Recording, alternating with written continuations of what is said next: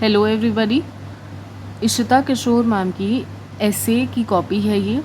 पहला एसे हम लोगों ने ऑलरेडी देख लिया है, you can watch the video and in this video we will discuss the second essay that has been written by her.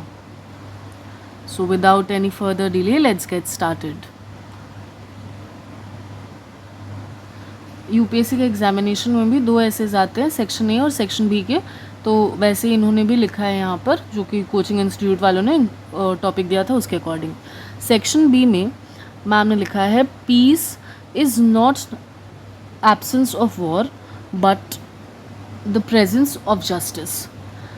Okay, ये एकदम स्ट्रेट कट डायरेक्ट इंडिकेट करते हुए नहीं है कुछ भी, बहुत ओपन एक डिमेंशन का टॉपिक है। तो according to your understanding you can definitely write, but let's first gain some insight कि इन्होंने कैसे अप्रोच किया है। After the end of the second world war, global powers decided to carve up the Korean Peninsula across the 38th parallel. So geography में we have all studied about the 38th parallel की वो North Korea और South Korea में divide करते हैं, but उसके बाद देखते हैं कि इस नॉलेज को एग्जैक्टली कैसे यूज़ किया इन्होंने। In the aftermath of the war both nations we witness how both nations choose trajectories in stark contrast to one another. While one is known for its gross violation of human rights, that's of course North Korea, the other is a champion of democracy. While one faces gut-wrenching poverty, the other has unriddled prosperity. Now, I'll just tell you one thing. ये सुन के एक और nation का याद आ रहा है, of course, our country India. We got independence from the Britishers, and unfortunately India had undergone partition. But both India and Pakistan started from one common point, right?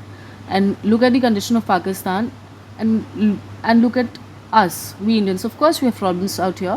I'm not saying that we have achieved everything and like we are the best. I'm not saying that, but look at our neighbors. Because of their fanatic and ridiculous laws and their preposterous mindset where they are. So यहाँ पर India Pakistan का भी example देके आप शुरू कर सकते हैं. This is just a kind of hint I am trying to give you कि मैम ने ऐसे लिखा है, तो you can even approach the writing by citing example of India and Pakistan. Now, the above example helps us understand that peace is not just an antonym of war or the absence of it. It is rather a much broader term of society and forms the basis of just society.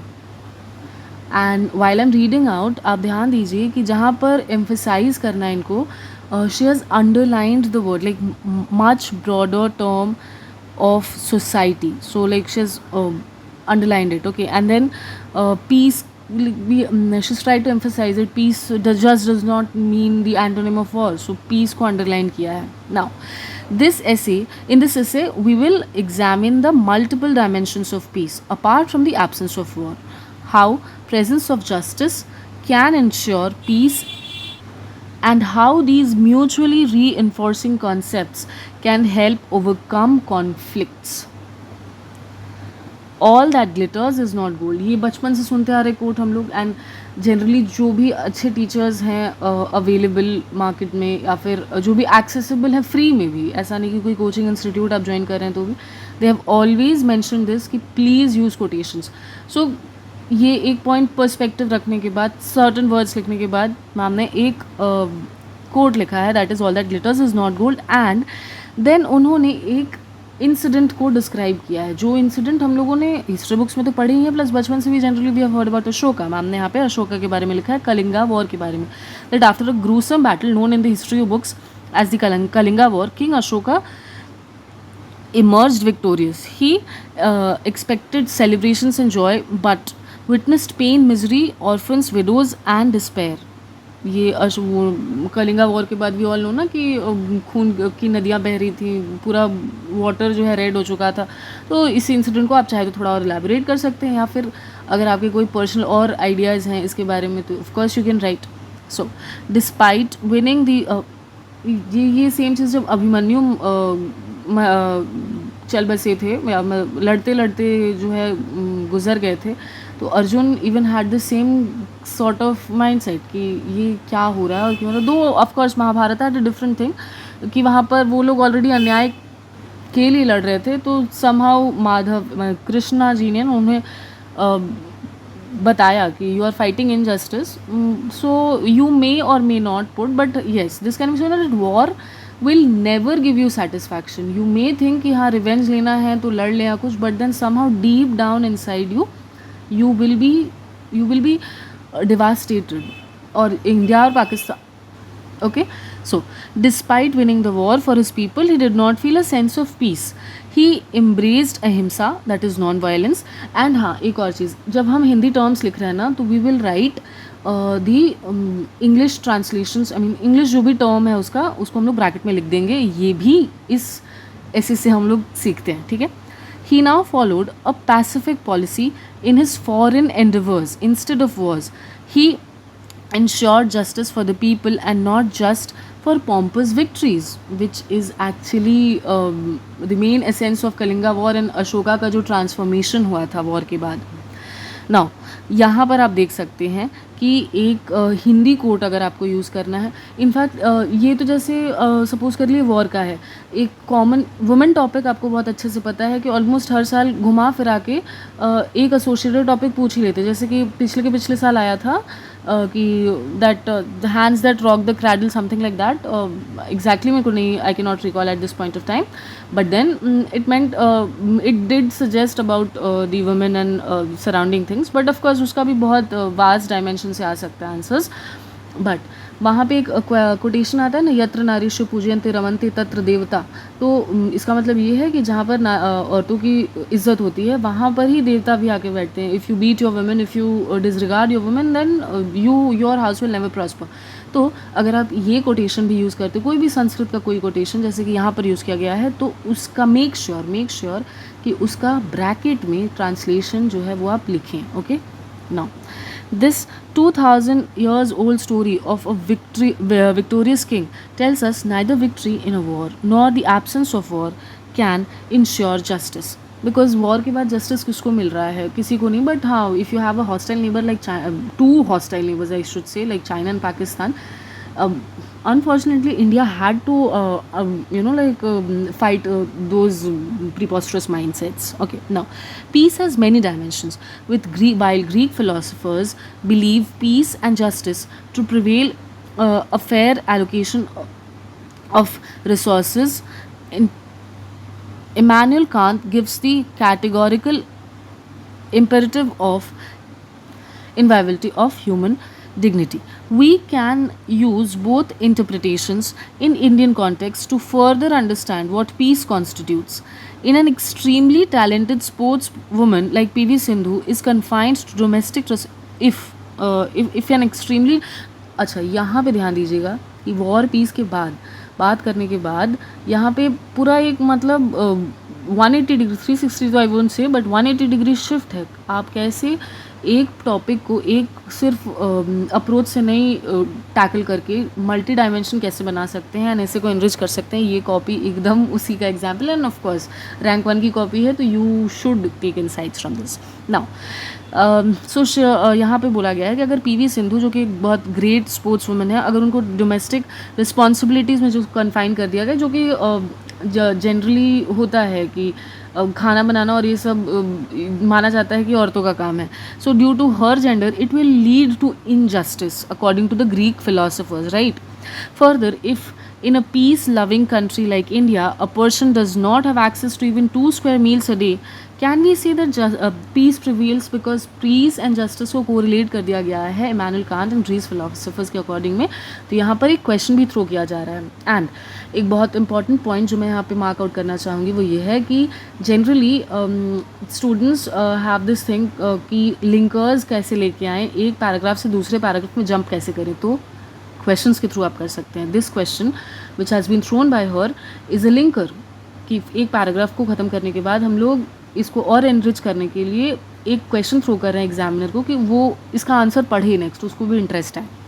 The same concept can be understood at the macro level. Despite no major war between India and Pakistan in decades, Kashmir is still a victim of internet shutdowns, lack of timely elections, and perennial insecurity. This shows that mere lack of war without proactive measures of justice is far from peaceful. Of course, Kashmir के local residents के बारे में आप सोचिए and do not link this in any way कि ये हिंदू मुस्लिम concept है, नहीं, ऐसा नहीं है.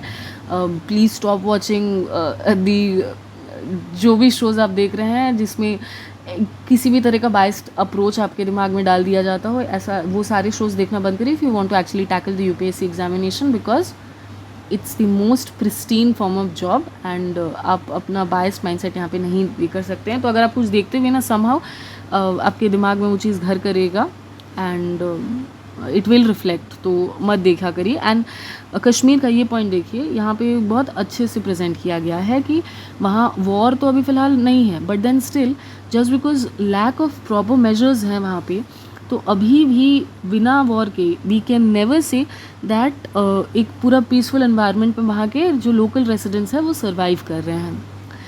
Late us evaluate how justice paints the path to peace. यहाँ पर ना आप हरियाणा की औरतों का भी एग्जाम्पल दे सकते हैं.